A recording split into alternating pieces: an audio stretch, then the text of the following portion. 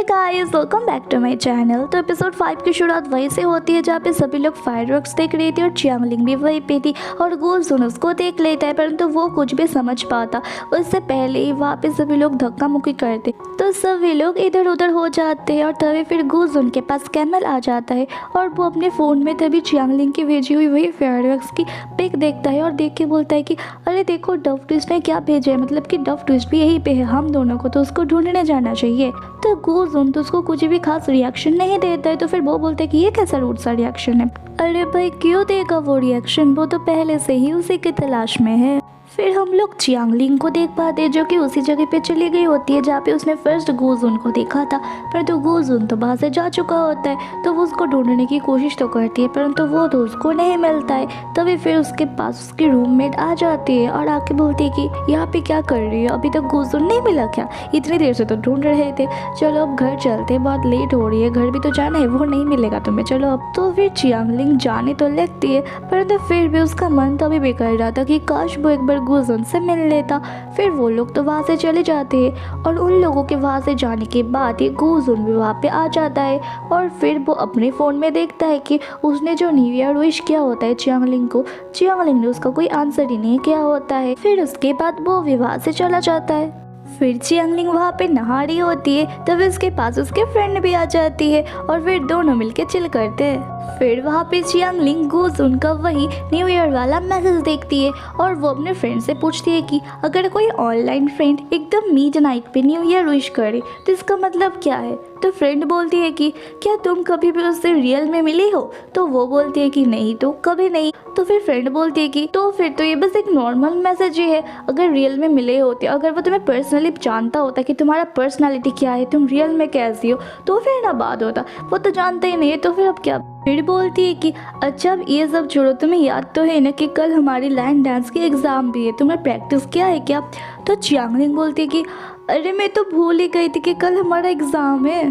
फिर अगले दिन लाइन डांस एग्जाम में सभी लोग तो चियांगलिंग को देख के हंसने लगते हैं क्योंकि वो ड्रेस ऐसे पहन के आई होती है, उसको पहन के वो लाइन डांस कैसे ही करती। इवन तो उसको देख के सर तक बोलते कि तुम ये क्या पहन के आ गई हो, अगर तुम एग्जाम में पास नहीं हो पाए ना तो फिर ये तुम्हारी करियर पे बहुत ही ज़्यादा इफेक्ट कर सकते क्योंकि तुम ग्रेजुएट भी नहीं हो सकते उसके बिना। तो चियांगलिंग भी इससे थोड़ा घबरा जाती है।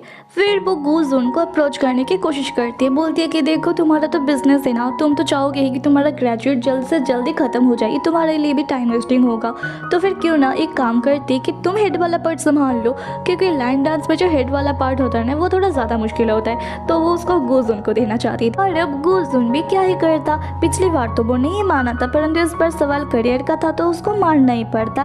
लाइन डांस का एग्जाम स्टार्ट हो जाता है और सभी लोग एक एक करके अपना अपना परफॉर्मेंस देते हैं जो कि काफ़ी अच्छा होता है। फिर गुलजुन और चियांगलिंग भी अपना परफॉर्मेंस देते हैं और जो कि स्टार्टिंग में तो काफ़ी ज़्यादा अच्छा हो रहा था परंतु फिर सडनली चियांगलिंग को पता नहीं क्या हो जाता है, वो अजीब ही हरकतें करने लगती है, एक ही चीज़ बार बार करी जाती है। तो गुलजुन भी बोलते हैं कि क्या हो गया है तुम्हें, और सभी लोग उसको देख के तो हंसने लग जाते हैं। पर यहाँ तक ये ख़त्म नहीं होता है, फिर अचानक से तो वो गुलजुन को छोड़ के निकल ही जाती है और फिर निकल के तो और ज़्यादा अजीब अजीब हरकतें करने लगती है। फिर गुलजुन के पैर पकड़ के तो बिल्ली जैसे हरकतें करती है और इससे गुलजुन तो काफ़ी ज़्यादा एम्बैरस हो जाती है और फिर उसको वहाँ से पैर से खींच के हटाता है। फिर उसके बाद सभी को रिजल्ट सुनाया जाता है जहाँ पे सभी लोग तो पास हो जाते हैं और गुलजुन और चियांगलिंग भी 60% मार्क्स से पास हो ही जाते, परंतु इससे गुलजुन कुछ ज़्यादा खुश नहीं होता है बल्कि वो थोड़ा सा डिसअपॉइंटेड भी होता है। फिर उसके बाद चियांगलिंग अपने फ्रेंड को बोलती है कि वो शायद गुस्सा हो गया है,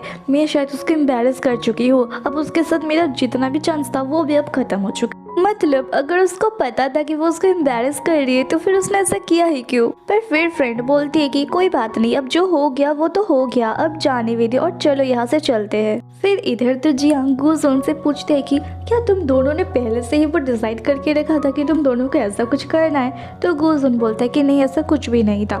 फिर वो अपने ग्रुप में देखने लगता है जहाँ पे कैमल ने मैसेज किया होता है कि वो अब यहाँ पे जियांगचन में तो है परंतु उसको क्या खाना चाहिए तो कोई सजेस्ट कर। तो फिर वहाँ पे जियांगलिंग बोलती है, मतलब कि डफ ट्विस्ट बोलती है कि तुम्हें धनिया खाना चाहिए, वो तो one of the favourite dish है मेरी। तो ये नाम सुनते ही तो जैसे गुजुन को उल्टी आने लगते हैं। और उधर कैमल भी बोलता है कि हाँ ये भी कोई खाता है क्या।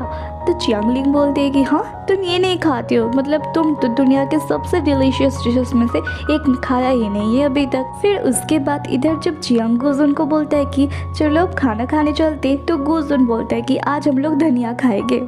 और फिर वो लोग तो सच में चले भी जाते हैं धनिया खाने, और वो लोग तो सिर्फ धनिया ही ऑर्डर किए होते हैं। और इधर तो जियांग अपने नाक के अंदर टिश्यू पेपर घुसा के बैठा होता है और बोलता है कि अब मैं समझ गया कि तुम क्यों आज अचानक से धनिया खाना चाहते हो। ज़रूर उस डब ट्विस्ट को पसंद होता होगा ना, या उसी ने तुम्हें बोला होगा खाने के लिए, इसलिए तुम खा रहे हो ना, तो अब खाओ ना। परंतु यहाँ पे तो गुजुन भी वो खा ही नहीं पा रहा होता है, उसको भी उल्टियाँ आने लगती है। फिर इधर देख पाते हैं कि जियांगलिंग अपने फ्रेंड के साथ ये खाना खाते हुए आ ही रही थी उसी शॉप की तरफ। और जैसे ही वहाँ पे आती है तो उसके फ्रेंड उसको बोलती है कि अरे वो देखो वहाँ पे गुजुन है, और गुजुन तो देखो धनिया खा रहे हैं, मतलब कि अगर तुम बाद में कभी धनिया खाओगे ना तो उसको तो कोई प्रॉब्लम नहीं होगी, बल्कि वो तो तुम्हारे साथ ही धनिया खाएगा। तो ये देख के तो जियांगलिंग भी खुश हो जाती है और वो तो सपने ही देखने लग जाती है। वो बोलती है कि हाँ वो भी धनिया खाता है, लगता है उसको भी मेरे जैसे धनिया पसंद है, और अब हम दोनों मिलके साथ में हमारे बच्चों को भी धनिया खाना सिखाएंगे। तो उसके फ्रेंड बोलती है कि अरे इतने भी सपने मत देखो, अभी तक उसकी वीचैट आईडी भी तुम्हारे पास नहीं है, पहले कुछ करो कि उसकी वीचैट आईडी तुम्हें मिल जाए। फिर जियांगलिंग भी रेस्टोरेंट के अंदर घुसती है और वो वहाँ बहुत ही ज़ोर ज़ोर से चिल्लाते हुए धनिया ऑर्डर करती है। वो एक्चुअली गुजुन को ये सुनाने की कोशिश करती है कि उसको भी धनिया बहुत पसंद है। तो गुजुन तो उसकी ओर देखने लगता है, तो वही अपनी फ्रेंड को बोलती है कि देखो वो मेरी तरफ देख रहा है।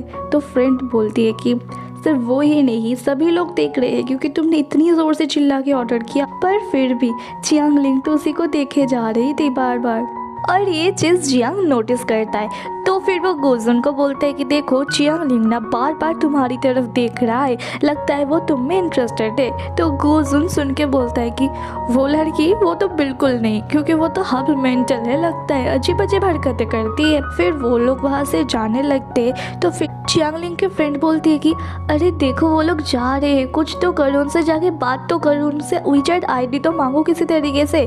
फिर ये लोग जब जा रहे होते हैं तो वहाँ पे उन लोगों को कोई कार्ड ऐसा लगता है कि गिर गया होता है। तो वो जब उसकी फ्रेंड देखती है तो वो उसको उठा के बोलती है कि ये लो, ये कार्ड उन लोगों से गिर गए होंगे, तो उन लोगों को ये वापस कर दो, गुजुन का वीचैट आईडी मांग लो इसी बहाने। तो जियांगलिंग एकदम खुश होकर निकल जाती है उसकी कार्ड लौटाने के लिए और वीचैट आईडी लेने के लिए। और जैसे ही वो उसके पास जाती तो जियांग बोलता है कि देखा मैंने बोला था कि वो ज़रूर आएगी तुम्हारी पीछे पीछे। फिर जियांगलिंग बोलने लगती है कि तुमने अब तुम्हारा ये कार्ड गिरा दिया था तो मैं लेके आई हूँ। तो गुजुन ये देख के बोलता है कि ये मेरा है। तो जियांगलिंग बोलती है कि हाँ तुमने वो रेस्टोरेंट पे ही गिरा दिया था। अच्छा वैसे मैंने ये तुम्हारे लिए लाई हूँ, इस वजह से क्या तुम मुझे अपने वीचैट पे ऐड कर सकते